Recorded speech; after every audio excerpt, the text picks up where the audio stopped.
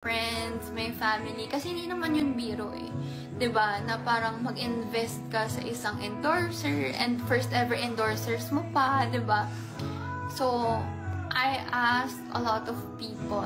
As in parang a lot of people. 80% ng mga tao na nagsabi na bakit sila yung kukunin mo, ganyan. Yun yung mga times na parang ano pa lang sila, parang on the way pa lang ata sila nun. Sa isip ko talaga nun, parang ba't ba tinatanong ko pa tong mga to? Eh, buo na nga yung loob ko, gusto ko talaga sila. Parang, alam mo yun, sabi ko, bala talaga kayo.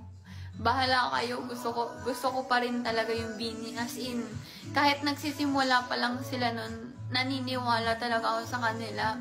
As in, ang sarap sa feeling na kumuha ng endorser na kahit na wala pa tong lahat, sinusuot na nila yung brand. And yun nga, tingnan ko sa Shopify, sinerch ko yung mga names nila. And yun nga, 2023 pa lang, nag-order na talaga sila as in with their own money. Hindi yung pinapadala namin ganun. As in, nag-order na talaga sila. Even before all of this, parang naniniwala na sila sa brand. And I think sobrang laking factor din nun na sinusuot na nila yung CF even before namin silang makuha. Ang sarap sa feeling na kumuha ng endorser na kahit na wala pa tong lahat, sinusuot na nila yung brand. Ako sa'yo, guys, nagbigay kasi si Alice ng gift nung Zarts Fest. So, she gave me gift card ng Charlotte.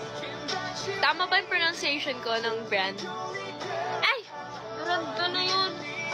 Basta binigyan niya ako nun. Eh, parang a week before ng Zarts Fest, I followed yung owner ng Charlotte.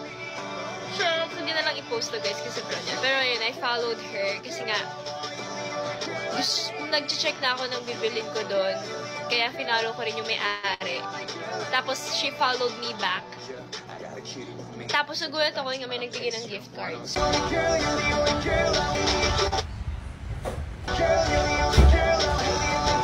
Miss Charlotte, hello. Ano na? Tinawag yung may-ari. Charing lang. Next.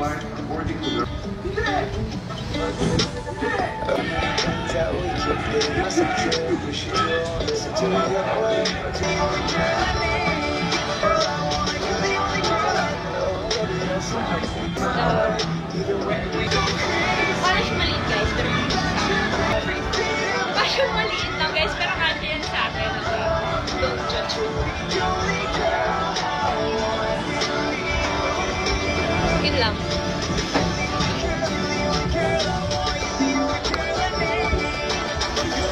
Pang baby ata yan. Bakit? Baby naman kita.